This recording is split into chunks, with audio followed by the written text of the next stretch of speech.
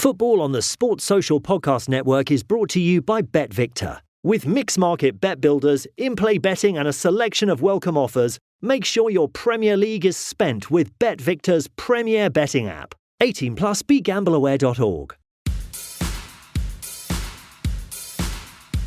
It has become an all too familiar feeling walking out of the away end at the Emirates and across the bridge past those big Arsenal letters, thinking, what could have been? How close was that? And really, more than anything, for fuck's sake. For a second successive year, an Argentine celebrated with intensity and passion as United appeared en route to a famous victory. Last year, Lisandro Martinez's brilliant header was made futile by a 90th minute winner checked by VAR. This year, Alejandro Garnacho's wonderfully composed one-on-one finish was ruled out for the tightest of offsides, and Declan Rice's 96th minute deflected strike won it for Arsenal. It was gutting.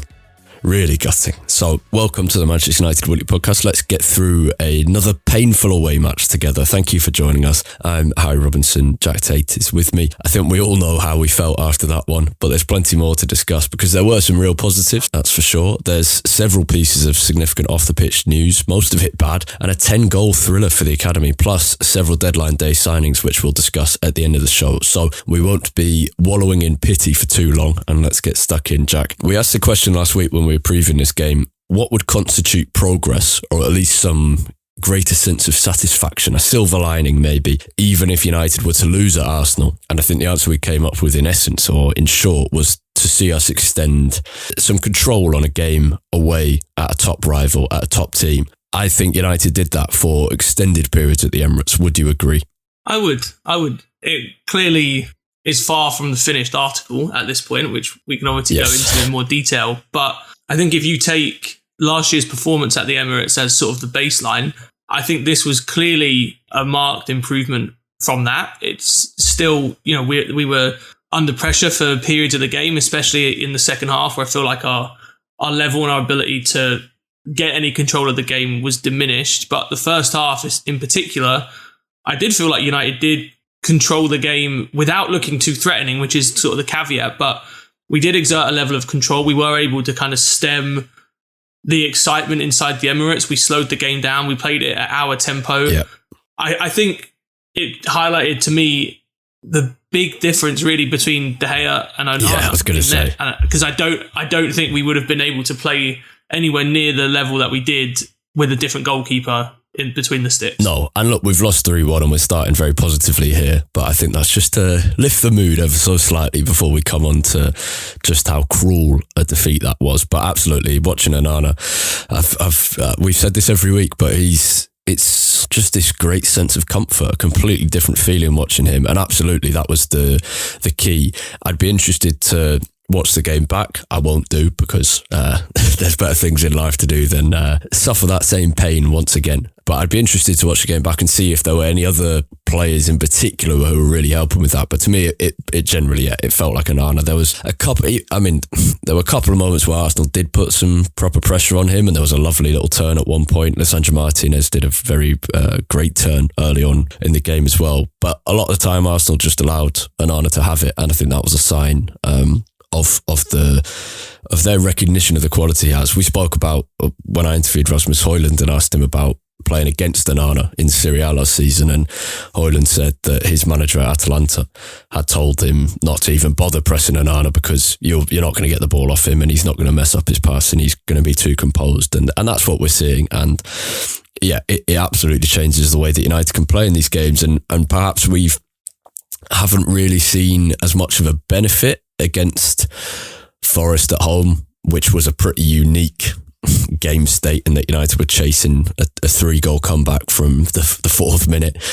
At Tottenham, we maybe saw it a little, and at Wolves, not the greatest game to judge either. I think this was the best example of it so far, and also of his leadership, because not only was he providing that quality on the ball and that kind of composure at the back, but also in judging the amount of time to take goal kicks very well, kind of pulling that atmosphere out of the Emirates, which has had such a massive improvement since they became good again. And when United conceded so quickly after scoring our first goal with Rashford, which was such an enormous error and such a waste of brilliant work from Rashford and the whole team in the opening stages, Onana was the one to kind of show that leadership in those moments after conceding. And he's so much character there. He comes storming out of his goal after United concede and everyone's got their heads down. And he's just this massive figure just waving his hands about, going, calm down. This is what you need to do. He's great. Very positive for goalkeeper conceded 3 times. Yeah, I mean, I think this is now 8 goals conceded in 4 games. And really, I don't think there's too much that you could say that he's done massively wrong. He got close to that Declan Rice one, didn't he? But you can't be... Yeah.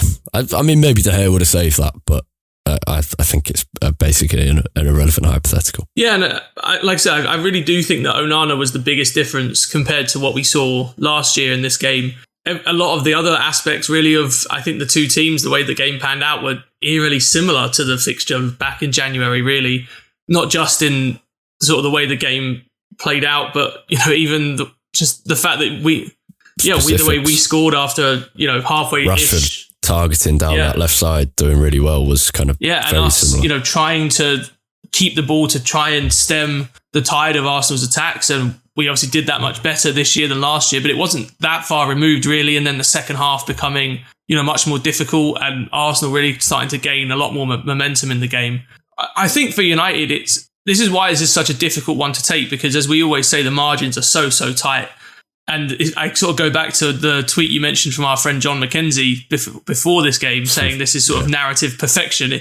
Whichever team wins is fine, whichever team loses is fucked. And, if Garnacho or if Gabriel doesn't step up a couple of inches further than he does, then we're probably talking about a famous United, smash and grab win at the Emirates. Arsenal are floundering, United have no problems. And now, like I said, because of an offside by a few inches and a goal from a corner right at the end, we're now sitting here thinking, well, maybe Arsenal are, the ones flying. They got the results and United continue their poor away record against top teams. Yeah. There's so many different sort of narratives that come out of this based on those tiny margins. But I think overall, the signs from this game with United were generally positive, which I think is why it was such a gut punch to concede late on. That's why I think it has had such an impact on us as fans. Yeah, very, very fine margins. And you have to find a fine balance in the way that, well, as a fan, you can react however you like. But when we're kind of trying to review the game, you have to find a fine balance in that sense, because there's certainly things to criticise. But this is, I mean, it's in terms of scoreline, we lost 3-2 earlier this year, 3-1 this time. It's less tight, but another tight defeat. Narrow defeat, but the feeling coming out of it is quite different. If we had won in spring, it would have felt like a smash and grab, and this wouldn't have done at all. I think a draw was probably, I would have deemed a fair result from this game. I don't think United did enough to deserve to win it, and had that Garnacho goal stood and we held out, brilliant. But I think if someone had said that should have been a draw, I would have said, yeah, maybe, but United took our chances. It was that kind of game. My concern is when you say lots of things similar, that the negatives were so familiar again. And so overall, very impressed with the way that United showed much better composure on the ball and managed to control possession and take some of the energy out of Arsenal. But like in spring, we went ahead only to concede very soon after by switching off. Like in spring, we were dominant for 10 or 15 minutes up to, around the 85th minute mark. I can't remember exactly what it was in I think we played them in March or April of this year. It was probably around the 85th minute mark this time around. And then, in fairness, these were enforced changes with Johnny Evans coming on for the injured Victor Lindelof. But the way that United played in the final 15 minutes in both games made it pretty obvious what the inevitable outcome was going to be. And that's a real disappointment for me and such a waste of good work. And that's what I have criticism for Ten Hag over, because that's twice now at the Emirates alone. And we've also discussed this quite a few times. It's happened at other grounds as well. That's twice in this fixture in the last 6 or 7 months that we seem to have made the same mistake and invited the pressure from Arsenal, and in the end it's been too much. Yeah, I mean, this is something I talk about a lot on this podcast, about seeing out games, and this is a little bit different because we obviously weren't trying to protect a lead, but I think a lot of clubs struggle, and United probably more than most top clubs. I mean, just to, I guess, put it in the most simple terms possible, if you give very good teams 15 minutes to just attack you with effectively nothing, no real ability to kind of break up that pattern of play, they are going to score, or at the very least, they're going to create some very good chances, which they did through the Saka one with, what was that, about the 80th minute, where he hit it straight at Onana from 15 yards out. You know, it's inconceivable to me that you can think that you can just hang on like that. And I understand that, like you mentioned, we had arguably our 5th and 6th choice centre-backs on the pitch at that point. So I get that it was tough for United. You know, we're playing arguably maybe our 2nd choice, probably our 3rd or 4th choice left-back at this point. Yeah. You know, I do understand all of those caveats, but United had proven that we have the ability to slow the game down, to take some of the sting out of this fixture from the first minute. And that all kind of went out the window. And I agree, I do think that has to go down to Ten Hag. We also, I also understand why we may not have wanted to try and keep the ball at the back, because we did have 2 centre-backs that were very rusty and not quite as good on the ball as good as Martinez. And also, Arsenal were probably going to be a lot more aggressive at that point in the game. But we had Højlund on the pitch, and Højlund showed, and we'll get onto his cameo much more, I'm sure, but he showed this great physical presence, this ability to occupy defenders, to hold the ball up. Wasn't he?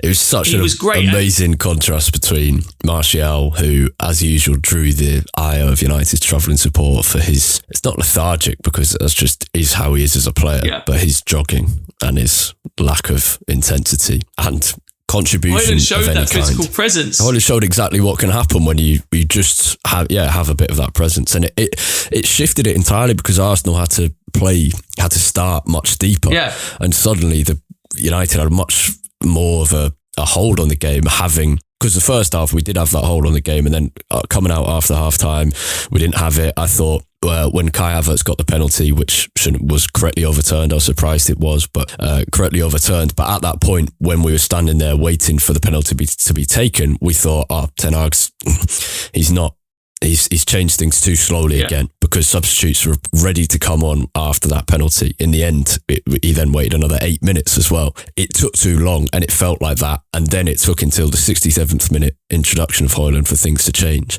And it did change it entirely. He was brilliant, and obviously was a penalty shout, which having reviewed it looks more of a penalty than the first couple of times I saw it, but I don't want to get too bogged down in the refereeing decisions. But yeah, he was great. He was, and I guess before I come on to him specifically, just in terms of what it should and could have done for United in that last 10 or 15 minutes, is that we now had the ability to go long, to get bodies further up the pitch. And I would not have been upset at all if United at that point decided, all right, look, we've got Maguire and Evans as our centre-back partnership. We have an Arsenal team that are very clearly going to be going all guns blazing to try and win the ball back very high up the pitch against us. Let's push every single player up over the halfway line, and let's go long to Højlund. That's why you have a 6'4" striker who can occupy defenders, who can win the physical battles up there. And even if the ball gets turned over, it's going to be in a scrappy form. Arsenal not going to have good possession, and crucially, they're going to have it in a very tight space in their own half where we can easily win the ball back. I do have sympathy for why we didn't continue to try to play this very slow, methodical, kind of take the sting out of the game type football. It's not that I didn't. I was fine seeing that be dropped. I understood that, but it was the fact that it was sitting back so far, and even regardless of the outball, we had an opportunity to squeeze up the pitch and just let Højlund do the long. Yeah, but even with that, I agree. But even without that, it was we'd clear a ball and be so slow to push out again. And it's such a common thing you hear in a stadium when your team's holding on to a lead, or just trying not to concede, basically. When your team's under a lot of pressure and you hear that constantly, push out, get out. And yet, and you hear it at Sunday League as well, and yet it was too slow. That's what disappointed me. Or maybe not disappointed me. I'm probably disappointed more with the thing that you're saying, but infuriated me was that lack of eagerness to push out and really take a bit of control of the game. Yeah, I mean, that part of it is a fatigue thing mainly, I think. And I mean, Maguire and Evans shouldn't really have been too fatigued because they'd obviously only been on for a few minutes. But I think the fullbacks, Casemiro and Eriksen looked really, really fatigued at the end. And I've been in that situation at Sunday League where you're hanging on to a lead and you know that you need to get up, but to be honest, you don't want to have to run backwards again. And so you end up just kind of staying on the edge of the penalty area. But that's where it takes the manager and leaders in the team to push to drag them. Well, it's fine for you to do that Sunday League, but they're paid a lot of money to do this. But that for me is more like a fatigue thing, which in itself is an issue this early in the season. But the more sort of how we try to approach that to me is much more on Ten Hag and the players to some degree. But like, that's something very easily in our control. How we're going to take goal kicks, how we're going to try and get out of our own area when we win the ball back. And it just felt like we had the perfect striker for that situation. We didn't really take advantage of it. Yeah, absolutely. That being said, and we have mentioned it, but Ten Hag was just hamstrung again by a whole load of factors. Injuries, of course, and the fact that Leicester's 2018 centre-back pairing is what finished the game there. I forgot that they would have played together at Leicester for that season. It's incredible. And I said to my brother and my dad when Johnny Evans came on, bear in mind, at the time I didn't know that Lindelof was injured. I didn't know that Martinez was injured either. That wasn't clear in the ground. Only found that out after. But when Evans came on, I said, I would have been nervous seeing Johnny Evans come on in 2014 or 2015, let alone 2023, to see out a game against Arsenal. And he didn't do anything. It was fine. But it was an indictment of the options that Ten Hag had available, as was the fact that Dangor and Hannibal were the options to come on into midfield, as was the fact that Christian Eriksen played a full game. I mean, I could not tell you the last time that happened. Yeah, I mean, the bad luck that we've had with injuries to start the year is frightening, to be honest. And you say about like the lack of options in midfield, I completely agree. Actually, at centre-back, I don't really think there is a lack of options. We have 4 very capable. Yeah, that's just bad luck. That is just pure bad luck. But yeah, midfield. I've just sorry to interrupt before we continue. I've just checked. Having said, I can't remember the last time Eriksen played a full 90 minutes. He played last week, a week ago yeah. against Nottingham Forest. Yeah, I'll try and find out before then. I remember noticing that last week, which is the only reason I had it in my mind. Before that, I'm sure it was a long time ago. You carry on your point, and I'll find out. But yeah, I mean, the start of the season in some ways has been a complete disaster in the sense of how many injuries we've got, the struggles in the transfer market, the club not being sold, now drama between Ten Hag and Jadon Sancho as well. In many ways, we've been there's more than that as well. A set of circumstances. You do well to remember it all. There's not been handed a set of circumstances. That makes United way too passive in the situation. Partially been handed and partially created a set of circumstances that I think most clubs would really struggle to handle. Yeah. To have 6 points out of 12, I don't want to say it because it feels like it downplays how the questions that we still have on the pitch. It could be a lot worse. Yeah. I think you're right in saying that the defence is just bad luck, but the midfield is a problem of our own making, 100%. Completely. And we'll talk more in depth about transfers near the end of this episode. But United should have had Amrabat available for this game, even if they were leaving it very late in the window, and they didn't. And Ten Hag is the latest in the line of United managers, following Solskjaer, Mourinho and Van Gaal before him, who is hamstrung by the ownership and the structure of the club. And no denying that. So we're now at this strange point where we're seeing familiar things happen with Ten Hag that we saw and we were disappointed in with previous managers. And I think the difference now is that it's happened so many times with so many different types of managers that I hope, and certainly from my perspective, United fans will give Ten Hag more time. We've had no one's ever turned on, E-Reds maybe, but matchgoing fans have not turned on Solskjaer, Mourinho or Van Gaal before. But I hope Ten Hag will be given more time because I'm not saying this as if there's any discussion about sacking him, but I hope long term Ten Hag will be given time because we've seen that the benefits of bringing a new manager in are pretty short term, and ultimately United will be hamstrung while this ownership continues. Ten Hag is doing a good job. He's not perfect, but he's doing a very good job, and I think we did see those signs of progress that we wanted to see at the Emirates. We should probably very quickly talk about the officiating situation. In fact, let's have our first guest to play a clue. NFL Sunday Ticket is now on YouTube and YouTube TV, which means that you can stay close to your team even if you don't live in their town. Like, maybe you're a Raven who married a Seahawk who got a job in the land of the Falcons. With NFL Sunday Ticket, you can watch your team's out-of-market Sunday afternoon games no matter where you live. Because you shouldn't have to change teams, even if you change towns. NFL Sunday Ticket, now on YouTube and YouTube TV. Go to youtube.com/presale to get $50 off. Terms and embargoes apply. Offer ends 9/19. No refund. Subscription auto renews. While we're at this juncture in the conversation, if you would please, it's me guessing this week, Jack setting the clue of an past or present Manchester United player or staff member. There'll be 3 clues. So if you want to go ahead with clue 1, that would be great. First clue is very simple. It's just, I have won 26 major trophies in my career. Oh, my instant thoughts are it's, well, a United player from the class of 92, or one of the Barcelona players who also played United, which would be Victor Valdez or Gerard Piqué. But yeah, it's not enough for me to have a guess. So I'll wait for clue 2 before I have a stab in the dark. Refereeing decisions. You will be better placed than me to talk about these because I've seen a couple of replays, but it's particularly in the Arsenal way end where you're almost beneath the pitch as we were in row 4. It's very hard to see, particularly at the other end. Garnacho was so tight, wasn't it? There's a lot of controversy about it. Yeah, I mean, it's not why the offside rule is there, is it? But by the rules, it's probably...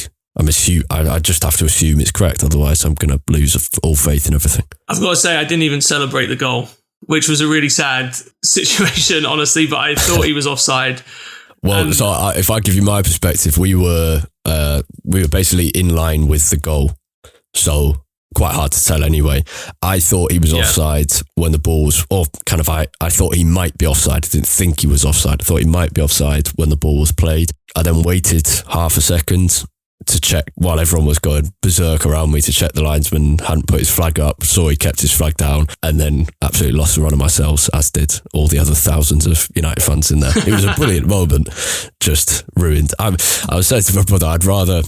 there's so many shit things about VAR, but this is not a philosophical point or anything big, but I would rather have the celebration and it be ruled out than just not have the chance to kind of let out all those emotions for that moment, even though it's so much more gutting after. But anyway, yeah, carry on. To me, it's just about the process of it. I don't understand why we don't have those semi-automatic offsides in the Premier League. They were supposedly going to come in this year and it's got delayed. That would clear up any of... Because the only controversy here is where the lines were drawn. And, we don't know exactly what goes into doing all that, and the angles that you get do make it hard, especially when you're watching on TV, to know whether the lines are drawn correctly. We should just have the semi-automatic offsides. It's the most definitive angle you can get. It makes it so easy to see. Because to be honest, it did look like Garnacho was offside. And the only reason there's dispute about it is because we rely on a referee, not an actual sort of technically trained person, to draw some lines on a screen. Yeah,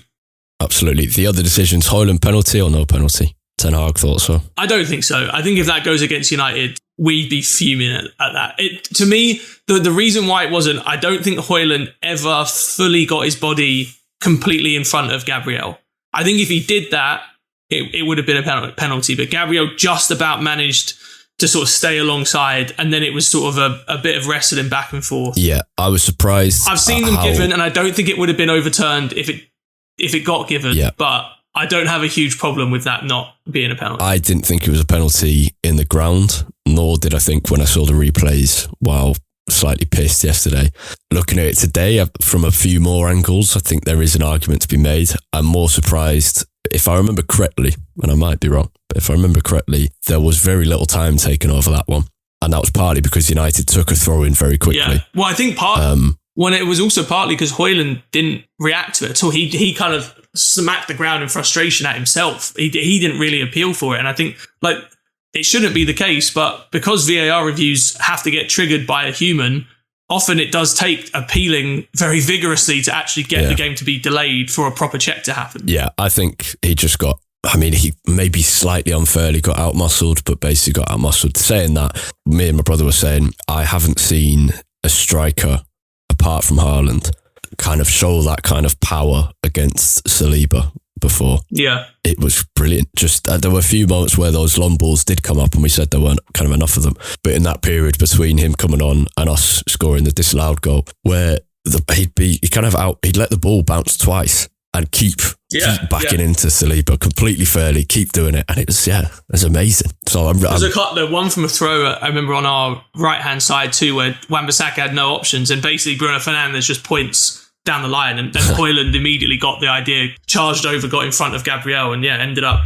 I think that might have been the one actually where he ended up giving it away just after, but just seeing the physical presence to be able to do that and offer us that out ball, that's exactly what you want to see. Yeah, really looking forward to seeing him play more. If I think about Martial's performance, 67 minutes, I don't remember anything. Whereas Højlund's, there's a penalty shout, which I actually think he probably should have shot early with his right foot. Anyway, but there was another one where Rashford was storming forward and played the ball. I know didn't play, lost the ball when he should have fed Højlund through, particularly because Højlund was left-footed and he could have swept it in first time. And that's the kind of goal I've seen him score before. And there was one other, the one where Rashford did get past his man and pulled it back, and Højlund's kind of back heel shot was blocked, and all of that in 20 minutes is good going, as well as changing the game and just with his presence.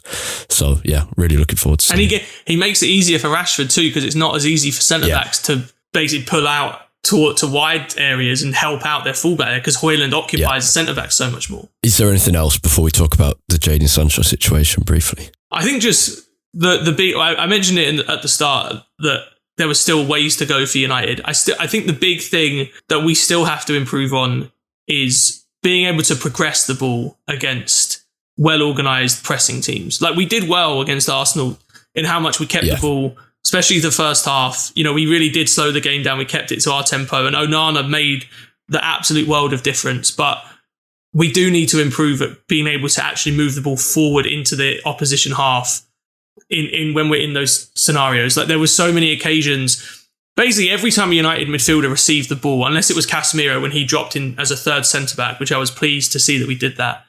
Anytime Eriksen or Casemiro received the ball in the midfield line, they had their back to goal and they were faced up immediately by an Arsenal defender, so they couldn't turn. Which, Arsenal are a good pressing team. That's what good pressing teams do. They stop you from being able to easily turn upfield. The key then for United is we have to give them better options other than just playing it either back to where the ball's come from or out wide into another player that's under pressure. We need better third man runs to offer a little layoff so that someone else can then make the off-ball run to take the ball forward, provide better round the corner options if we can then get us moving forward like that. Obviously, these things are high risk, but that's what a high pressing team force you to do, is take slightly more risks. But then if you're able to make that one pass, you can take 5-6 players out of the game. And that is the piece of it. Like if last year's performance at the Emirates was sort of ground zero, if you like, and then where we're trying to get to is like 100% better than that, I felt like we were at sort of 45-50% of the way there yesterday. I was just thinking about how much I'd say this is progress. I would call this toddler steps. Yeah. I think it was a little better than baby steps, but it wasn't. This wasn't a massive change. Ultimately, the biggest reason this was different to last year was a change in personnel in Onana and Højlund coming on and Garnacho bringing that brilliance late on. Because had United won, I think we'd be saying the same, that the difference was in those three changes in personnel rather than in how much the team as a whole had got better. And I think that's fair. Such as the fine margin to these games. Sancho, this put it down on things post-match. I read the Ten Hag quotes yesterday. I've watched the actual quotes today.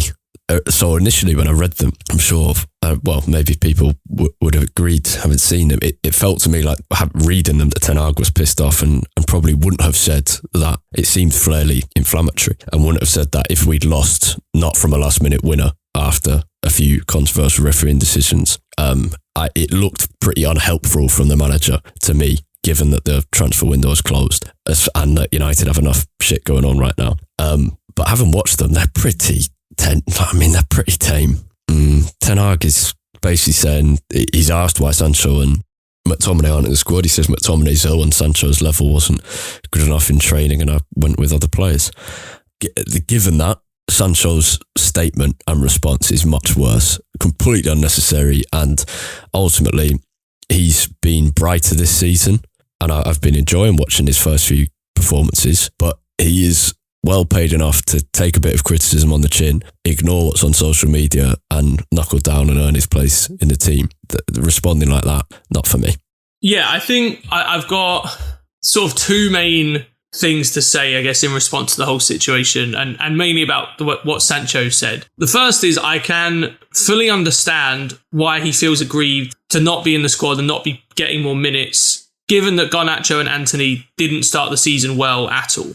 And I think it was understandable why Garnacho, being that Sancho's main position was on the left, we were both fully in agreement that Garnacho should have started the season ahead of Sancho out there. And I think that was absolutely fine. First couple of games, both Garnacho and Antony were really poor. Obviously, the thing that complicated it was Rashford moving back out to the left and then Martial coming in. And I don't think that Sancho was ever really an option at number 9. So that sort of took up his spot. But I can understand why he might feel aggrieved in general that he hasn't been given more opportunities, given that our wingers have started the season quite poorly. And like you said, the cameos that he has had have been relatively positive. So that scenario, that situation, I do have sympathy for Sancho. The point that he made, though, about being scapegoated... Well, I don't really have sympathy for him because he's been a bit better. But if he'd actually been brilliant, he would have got a start, and he hasn't. He's been a bit better, and that's it. And Ten Hag can't just be judging it off the last couple of games. He has to judge off how much he trusts the player, and Sancho did very little to earn that trust last season. Sure, but I don't think Garnacho and Antony have done any more to earn that trust, though, really, at the start of this year, have they? I'm not saying that Sancho needed to be starting every single game. No, but over the last year. I think I can understand why he's frustrated that he wasn't given a few more opportunities in the first 3 games. That doesn't mean that he should be making this statement in response to what Ten Hag said, because ultimately what Ten Hag said is quite tame. Yeah. But in general, I can understand why he's frustrated at how few minutes he has played. Yeah. But the scapegoated point, I have zero sympathy for him at all. If anything, Sancho has been coddled and protected more than you would expect any player to be protected by a manager. You know what I mean? He was taken out the firing line for 3-4 months in the middle of last year to kind of step away from football, get his mind in a better place. He was reintegrated into the squad, given quite a lot of opportunities to start last year in multiple different positions as Ten Hag, was really trying to find the best way to use him. I don't think Sancho has ever been anywhere close to a scapegoat at Man United, either among the fan base or among the coaching staff. So that point, I don't know. I don't know where that's come from at all. But I mean, this seems like a situation that will be difficult to recover from. And I think for Sancho, the worry is this isn't the first time that he's been called out for this kind of thing. This has happened for England before, where Gareth Southgate was coming under pressure for not playing Sancho, despite him playing really well for Dortmund at that time. Southgate said it was because he wasn't playing well in training. It's happened at Dortmund, where there were supposedly some discipline issues around being late for team meetings and training quite a lot. When a player gets... We often talk about how players get trusted by manager after manager and how it's a sign of, how good a professional they are, like Mason Mount at Chelsea or even like McTominay at United, how he seems to be somewhat of a favourite of every manager.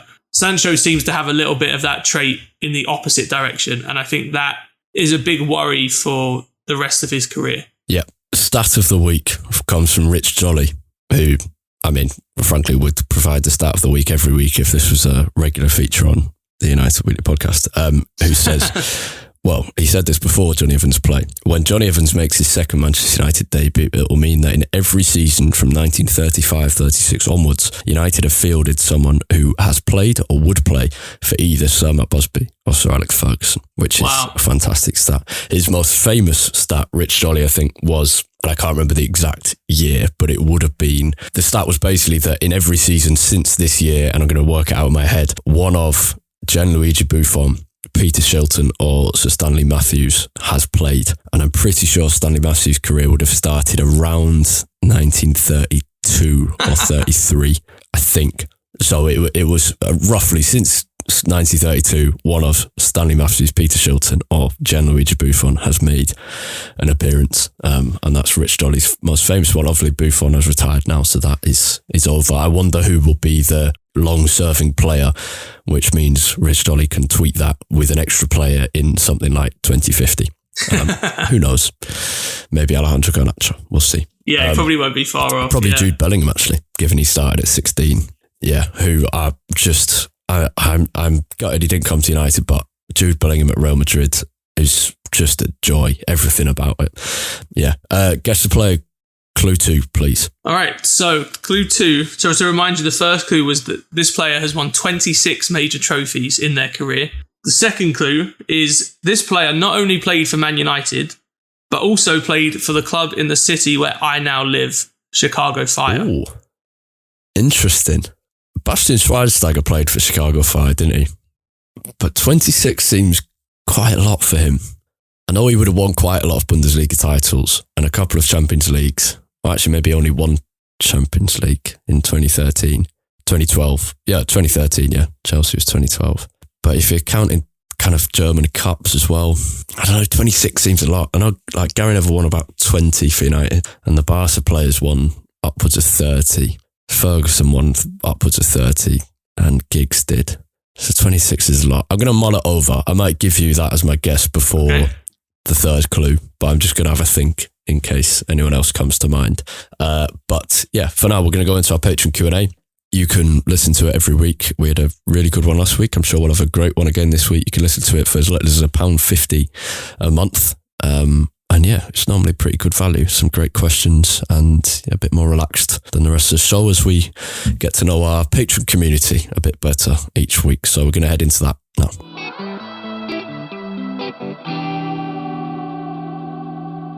Let's have the academy briefing before we have the final guess to play clue and then talk a little bit about the off-pitch stuff. In short, two very high-scoring games. The under-21s, remarkable 10-goal game, 5-5. Shola Shoretiri and Joe Hugo scored a brace each before half-time. Amari Folsom continued to score for United away at Sunderland just after half-time, 2 minutes into the second half. United then conceded 5 before the end of the game. They were 5-0 up and drew 5-5.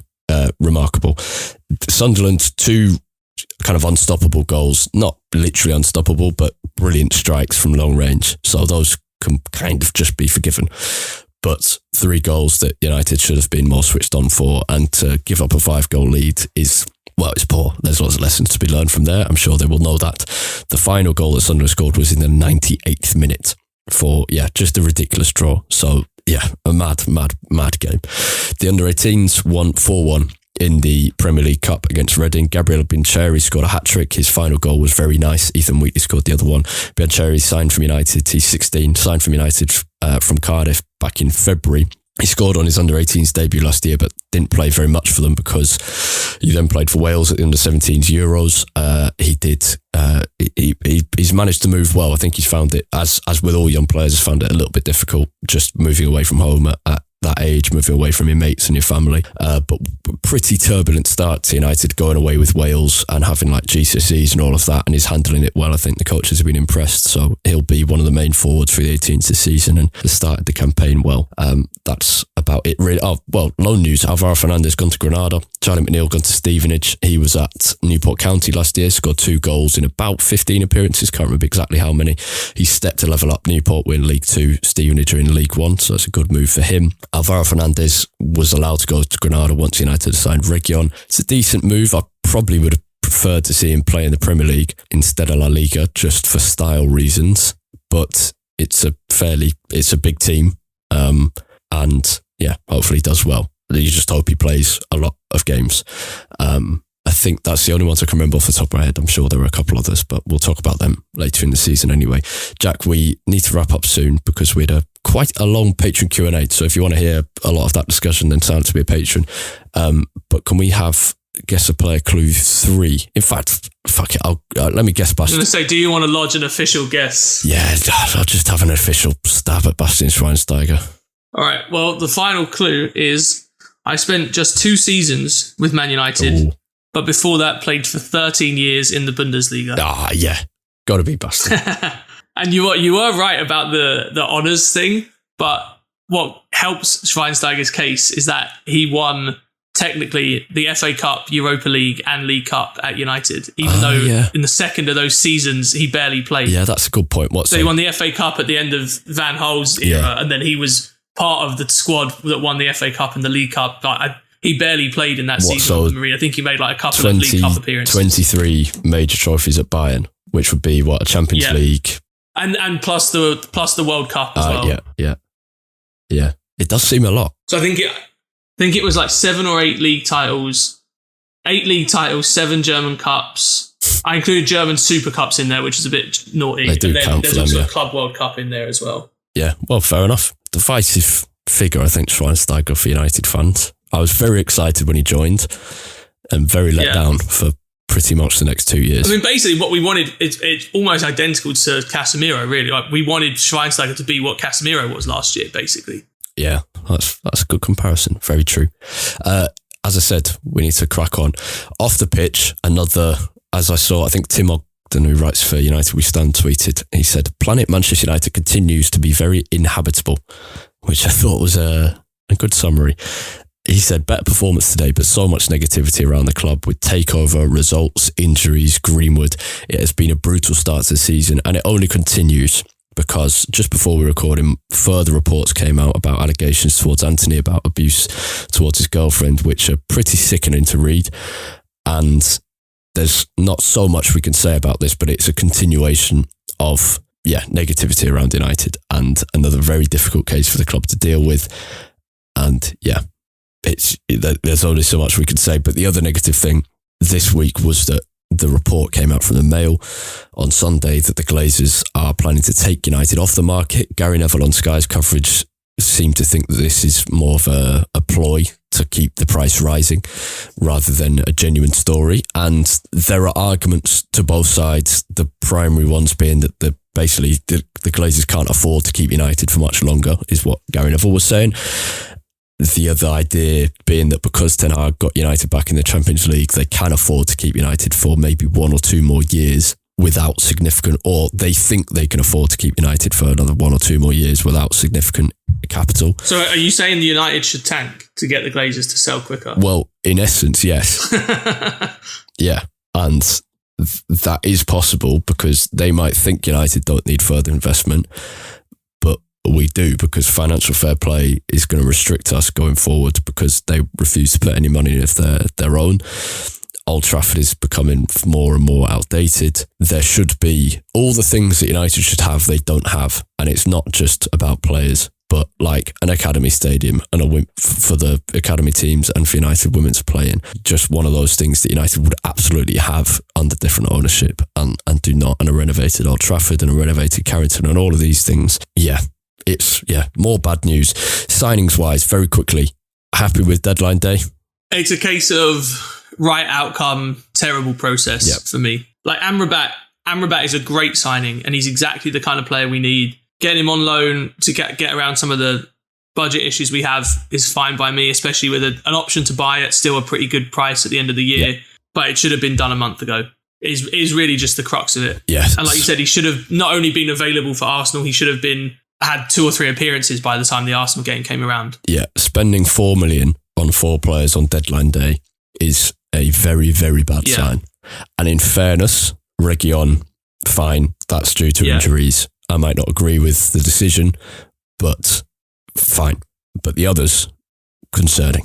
Johnny Evans as well, fine, because it's kind of a free contract. But even like Bayern, should have been happened before. I would say it's brilliant that all 4 players, and this is a continuation from the past signings, but 4 players who were absolutely dying to play for United. Yeah. The things that Reguilon seems absolutely buzzing to be playing for the club, and I know that's not everything because Odi Nagala was buzzing to play for the club, but United should never have signed him, but it's good. And Amrabat has been desperate for this move all summer, so I'm pleased for him. And it's cool to have 2 new nationalities for United as well. Bayindir, first Turkish player, Amrabat, first Moroccan player. Yeah, ultimately, Reguilon, I think, is a fine signing. He's defensively not very good, but he's very good, or can be very, very good in attack. So I think if Malacia comes back before Shaw is available, which I think he is scheduled to, that will give us 2 decent options there. Malacia much more defensive minded, Reguilon much more attack minded. Fine. We already talked about Amrabat. Bayindir, again, not particularly high profile, although Onana being back in the Cameroon setup probably means that we will have to rely on our backup goalkeeper for 6 weeks in the winter of this season. But there were reports that United were on the verge of signing Suzuki from Japan, a young goalkeeper, back in July, and he ended up wanting to stay in Japan to get more first team football, which is fair enough. But again, it's like we knew that back then. It's not like he rejected us a week ago. He moved to Belgium. Oh, you go to Belgium in the end. Anyway, my point is we knew about this like over a month ago, and it shouldn't have taken until deadline day And I understand that people like Richard Arnold and John Murtaugh have had a lot of other stuff to deal with, but a signing that low profile and that low cost could have been delegated to other people. In the words of Roy Keane, it's their job. Yeah. I've just had, just before we wrap up, just an interesting message come through. The Premier League is producing a new show called Match Officials Mic'd Up, which will see Howard Webb talk viewers through key incidents over the recent match round, giving supporters valuable insight on decision making and the opportunity to hear the conversations between the on-pitch officials and VARs, the first episode of which will be released tomorrow evening. I wonder whether any of the incidents from Arsenal against Manchester United will be included. Interesting. And hopefully a good thing. Yeah. I think that programme will be shown on Sky and TNT. I think so. For people interested in seeing it.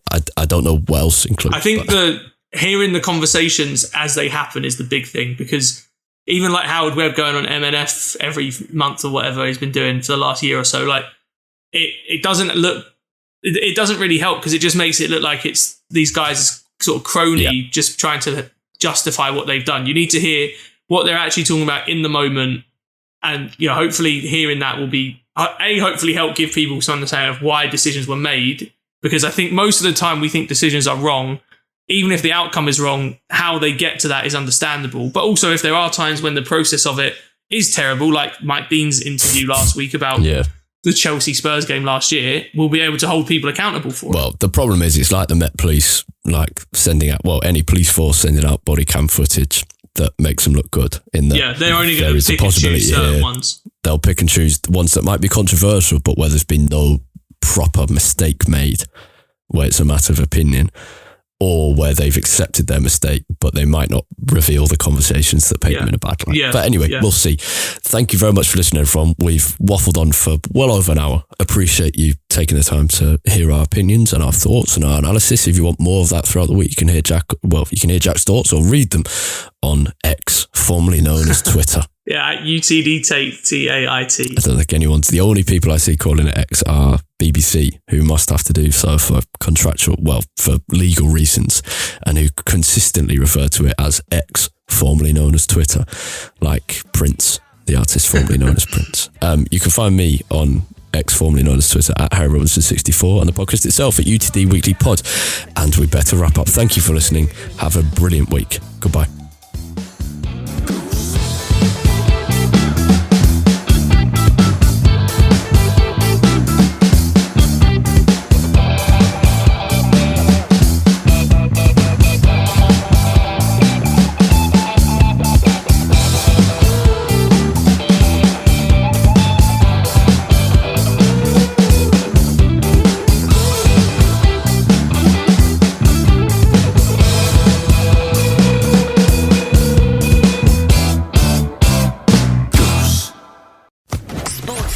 Podcast Network.